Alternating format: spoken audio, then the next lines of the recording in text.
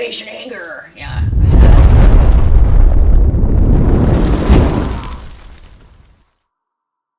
Okay, hi everyone. I am Mandy with Altered Self Wellness, and you guys are in for a special treat today. I would like to introduce to you my guest, Guru Angie Brennan, and she is a mother, a wife, and an owner of True North Endurance, triathlon coach, a strength and conditioning specialist, and a master swim coach. She studied at the University of Alaska Fairbanks. She may disagree, but personally, I consider Angie a fitness guru. She's been on this journey a long time, and I've been able to witness her evolve through not just fitness, but also wellness and what wellness means to her personally. So through nutrition, through her own injuries, through changing the way that she coaches and what she's passionate about. Over the years, I've taken many of her classes. I've done her high intensity training and her cycling classes. And anyways, I'm just really excited that she has came here today and she's doing this, and she's going to share with us a little bit about herself, her business, and her passions. Mandy, thanks for having me. How did your journey with fitness and wellness kind of come about? I started lifting weights when I was 17 under my mom's suggestion. She started going to the gym, and I was having some problems being, let's say, an upstanding child, and I needed some direction. And so I went into this gym, and I learned from this old school powerlifter guy named Howard, and he showed me the ropes, and I fell in love with it. Help with your rowdiness? Yeah, I guess it did. It did give me a direction, and I think it built my confidence a little bit more. What have been some of the hurdles you've had to overcome? Well, one of the biggest ones, I guess it started back when I was, young, was probably body image was huge. Into the bodybuilding era, where I did bodybuilding shows in, 2007, I think. It kind of brought all of those back, so I've had to relive that. But the good news is because, that's kind of been a ebb and flow kind of a deal. I realized that I don't want that in my life anymore. I gave bodybuilding up. My 40s and, changes again, and I hit menopause at some point, and it's constant. It's just constant. And so I like to stay diligent and really just be aware when those things start creeping in my head and use the tools that I've learned to deal with it. What are the tools? I can tell you what I used to do that doesn't work. And over-exercising doesn't work. Not eating doesn't work. Trying some new fad diet doesn't work. Trying all these supplements doesn't work. It really for me, it has to start with me inside. It's really going on. And usually it's fear. It's some kind of for me, things that trigger it are, scary changes that I'm having in my life, or, something that I'm unsure about. And if I can just attune to that, I know what's up, Body image is something I totally understand. I've struggled with that throughout my life and had to figure out ways to overcome. And I relate. Often it is an old tape that plays in the head that says it's this or that, and a lot of times I have to counteract that with some truth. In my mind, it's more of a mind game. What about your experience with injury? Yeah, I've had a few injuries. I'm actually dealing with a broken arm right now, and I just want it to heal. Like, it's time. So I'm battling the impatience of that right now at this moment. And then I've had a bike injury where I fell on my bike in a race, and come to find out I really hurt my back and I didn't know it. And so that's kind of, something like I show up to do deadlifts one day and I can't do them because my back hurts. I have to reconfigure everything, and it's frustrating, but I'm way more in acceptance now. And with people that I train, I actually had a internship with a sports medicine, place up in Fairbanks, and I learned so much there helping people with injuries. And what I found is that hard charging athletes just want to push through the pain, and oftentimes that is a recipe for disaster. At some point you won't get away with it, and you're done. If you love to run and you injure yourself really bad, you're done running. Think about that. Weigh it out. Yeah.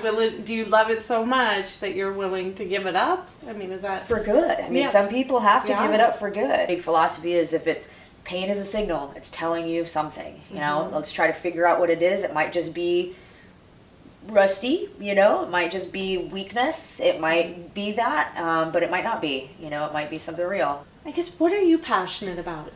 Oh, I love coaching. I really do. Swimming, biking, running, strength, all of it. I like endurance sports mostly.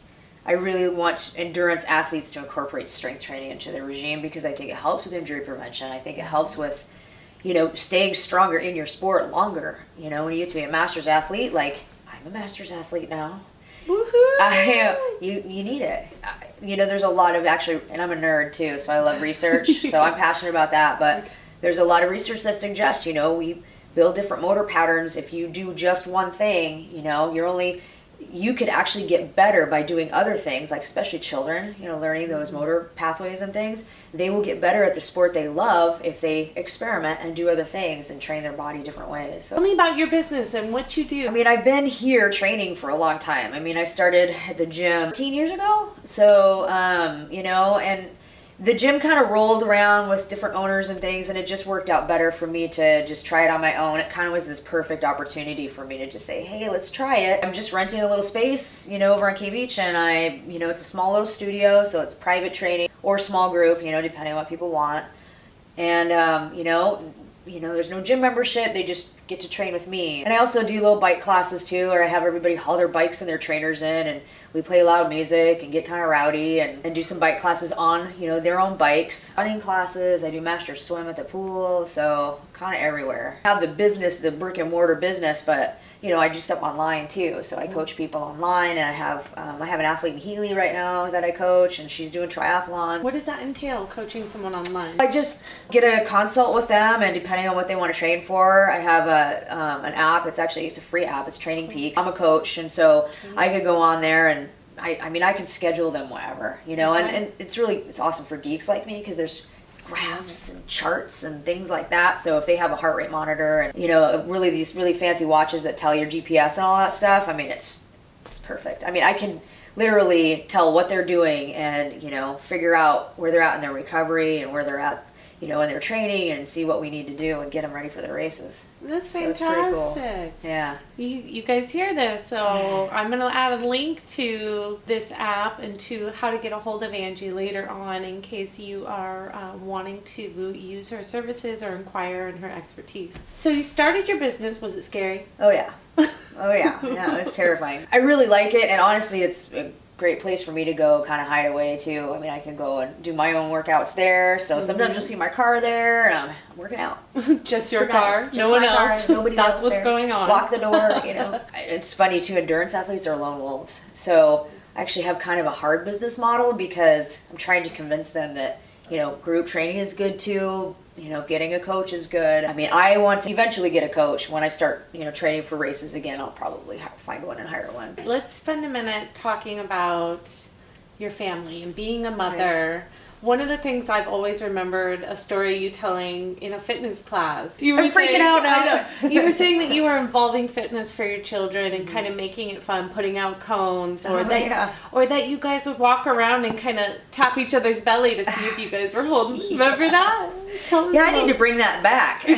We used to build little obstacle courses in the yard, and kind of like, I didn't watch American Ninja Warrior then, but it's kind of like that now. And then their friends would come over and I'd time them, and they'd try to be the fastest, and and it was really fun and kind of neat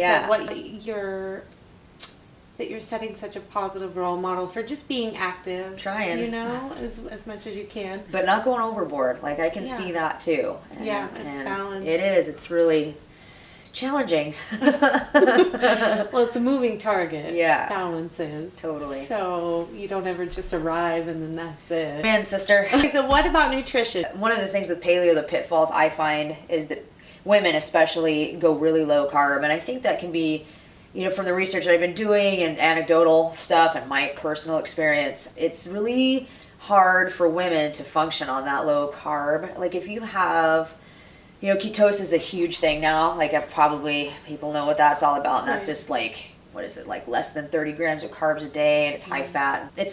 I think it's an interventional diet. Like if you have something going on, right, and a doctor says you should do it, I think that's a good idea.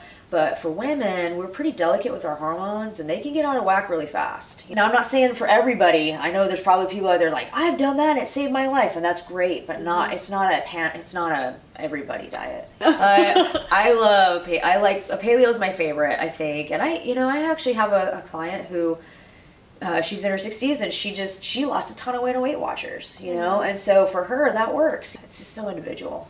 You've journeyed through nutrition and you've tried many different things, and where are you at now? I still like to eat organic whenever possible, you know, as long as budget allows. I also like to support the local farmers when I can. So I usually stop full circle in summer and kind of go to the local farmers. I love eating as many fresh vegetables as possible. I'm trying to get a lot of calcium right now. I have low bone density, not osteopenia, but I have low bone density. This broken bone kind of enlightened me to that. They wanted me to do a DEXA scan. And, you know, from my past behaviors as a child and, you know, not doing the right things as far as like eating correctly, building that bone when I should have, I probably do have some damage. And, you know, I have to accept that. I have to own it, you know. And so what can I do now? Well, I could eat leafy greens, you know, and try to get calcium. I don't eat a lot of dairy, but like, I mean, almond milk's got 45% of your calcium in it, you know, so there's other ways to do it. People try, for the most part, to be healthy. They know they should. And, you know, what does that mean? I mean, there's so many different ways you could go, but I think intuitively we know. I think intuitively we all know that processed foods, you know, try not to eat as many of those, you know, candy, I mean, we know. So I try to just, you know, guide people, just do the best you can with what you have. You know, if you want extra guidance, you know, I'm not a nutritionist, I'm not a dietitian, I can give you general guidelines, you know, and a lot of people always ask me about supplements, and I'm not a big fan of supplements. I don't, you know, other than find a good multivitamin and doctor, absolutely consult a nutritionalist, yeah, and trust your intuition. Yes, yeah. What do you do for self-care? Hanging out with people that I love and talking with them on the phone is really big for me, and that used to not be that way. I was pretty, like I said, I'm kind of a lone wolf. I like to do things on my own. So for me, that's where I start to fill my cup again. Is with my family, which is kind of scattered to the winds right now. You know, teenagers doing all their stuff. I kind of like to bring it back to the family table. There's things that I want to do to do more self-care. I find swimming to be pretty meditative for me. Of course, I like to throw down a good workout. I love doing yoga and to do the meditation thing, you know, even if I could just get in 5 minutes a day, that's cool too. And journaling. I'm doing a gratitude journal right now.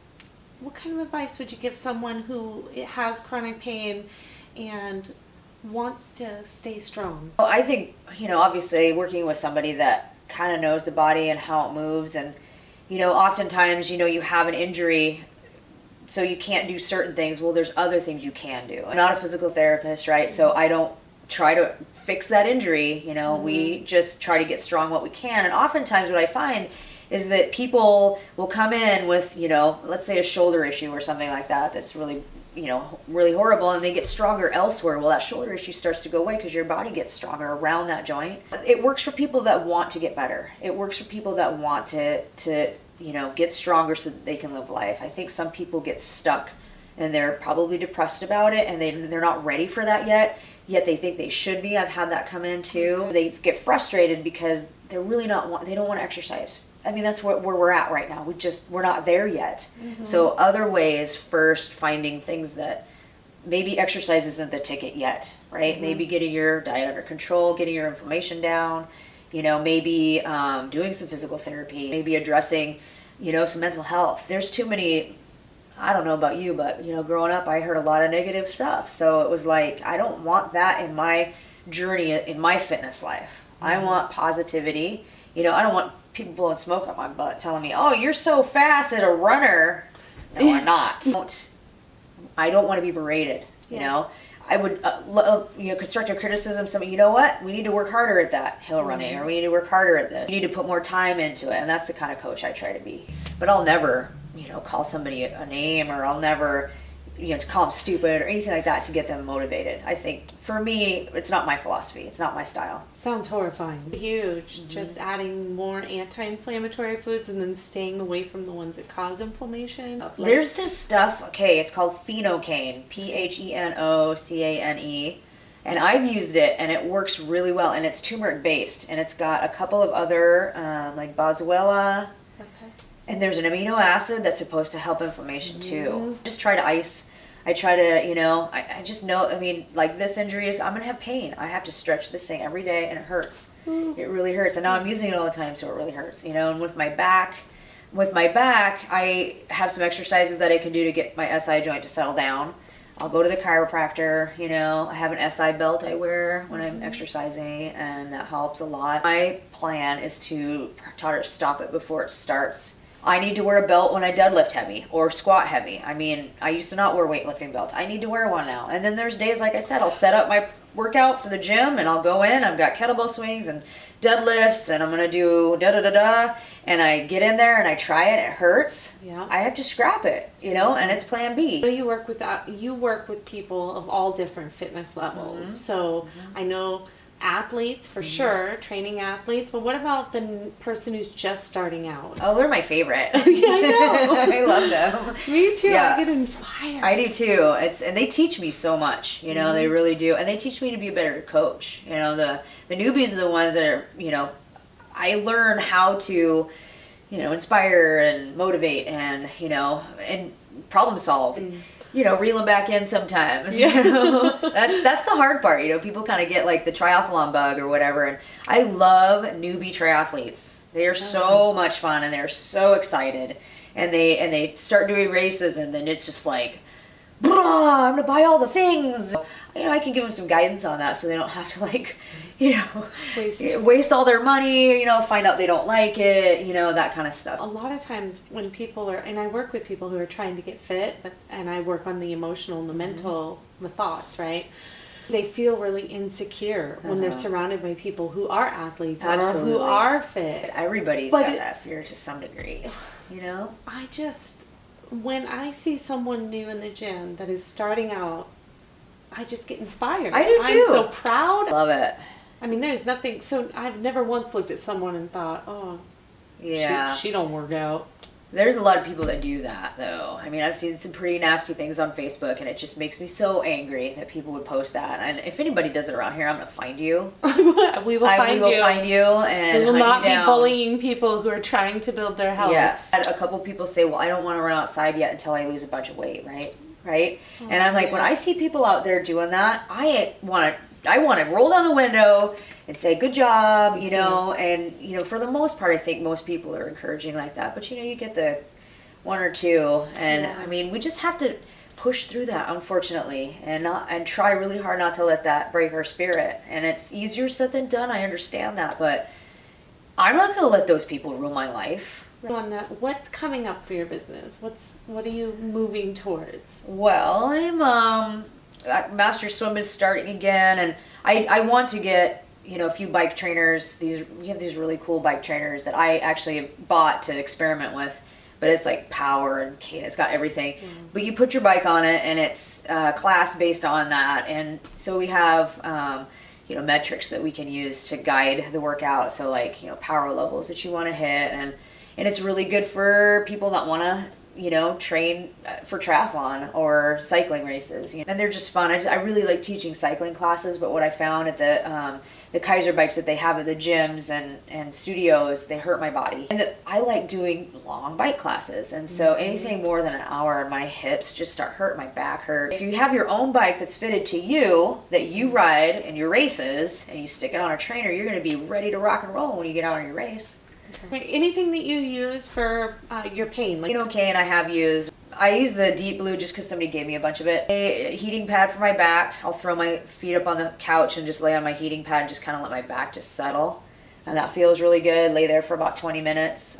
Foam roller. I'm a foam roller fan. Ball's called Mobility. I think it's Mobility Walk. No, it's they're yoga. Yoga and Kelly Starrett and this other lady got together and came up with this. There's like a ball like this, but it's cool because it tacks to your skin and you can actually like pull it to kind of release your fascia. And I can roll on it on my glutes, and then you can set them up so that they're like in this little net holder thing, and I put it right on my spine and I can lay on it, and it's like pushing into the fascia in my spine. It feels really good. I love reading. I love learning. I mean, that's what I just read. I mean, I try to read the research to learn.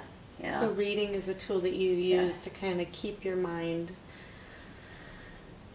calm. Yeah. That's awesome. Yeah. That's a great tool. We've done walks. You used to walk with me after my Yes. surgery, I and that know, was that's so so special fun. to me. Yeah. I mean, I couldn't barely move, and I was losing my ability to move at all over that year. And we would just go on walks. And Well, we should do it again, yeah, because let's do it. Yeah. And what's one change you'd like to see happen in the world? oh gosh, I think if we could just be more compassionate, I love that Gandhi quote, be the change you wish to see in the world, and I think it starts with us. Our community is our worlds, and we can't. I mean, it's overwhelming to think we can change the entire world. For me, that's like overwhelming. My compassionate things, this is what I'm practicing, is not being in like road rage. So not yelling at the person in the roundabout that stops. Yeah, always coming. Okay, Yeah. so, and I'm trying, and I'm not perfect, but I'm a lot better, and celebrating when it works. Yay, work today, so. If you could say something to somebody who is an athlete or aspiring to be an athlete that has encountered an injury, or wants to just do better and perform better, what would you say to them? If somebody was injured, listen to it, try not to bulldoze over it, because invariably it never works. And even if it works for a little bit, and I understand, as an athlete, you have a race coming up, you get injured, you want to finish that race. You just want to. And a lot of times they think, if I stop training now, I'm not going to make the race. And sometimes that happens. But oftentimes, if you just take that little bit of rest that you need, 3 days, a week even, sometimes you can overcome it and it just, go right into your race. Working with, a coach or, a doctor, a physical therapist to give you some guidelines, would be a good idea.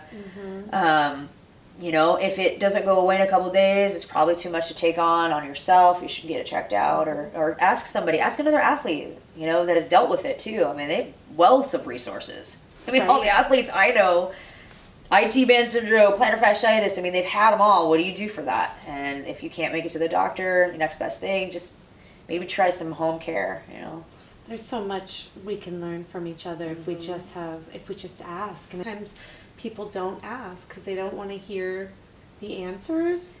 Yeah, that's You know what I mean? my line of work for sure. If I'm asking a question and then you respond honestly, that doesn't mean I have to do it. And I think that's where people tend to think that it does. Like, if I ask and you say this, then I have to. Right. I'm committed. Right. That's not true. You can seek counsel through multitudes. You can talk to various people and gather all kinds of ideas and then derive your own answer from that. Absolutely. Good point. Even seeking out medical care, I've done that personally. It's being your own advocate. It's so important. And a lot of people, doctors have they have a very limited time span they can spend with you, right? And, and it's expensive and all of these things. So take what they say, do your own research, and ask questions. I mean, be a squeaky wheel. Be one of those patients that, Be your and own understand advocate. that it's going to be a little hard work. There's no quick fixes. I see that a lot, and especially with the supplement realm. The supplement companies, they don't put enough research into it. There's no research. They don't have to. They do not have to do that. As a trainer, I don't recommend any supplement. We just talked about the phenocane one, right? So do your own homework. Make sure everything looks legit. I've taken it and had no problem. Right? So, I take Thorne vitamins. I love them. They do a lot of research. So far, they haven't sold off to anybody, so I'm going to continue to take them. Certainly. Just do your research. People need to do their look it up. research and decide what's best. But I honestly think that there is so much we can do individually for ourselves and our health. Absolutely. Through lifestyle, through what we're eating and how we're exercising or moving our body, and resting and meditation. And social. Social is important too. It's hard though. It's harder. It's not as easy as buying a supplement or a pill, taking a pill. It's not. Okay, thank you everyone for tuning in and listening today. I will leave links to many of the things that she mentioned and many of the different ways to get a hold of her and the services that she offers. You guys are awesome. Talk to you later. About to leave, already packing.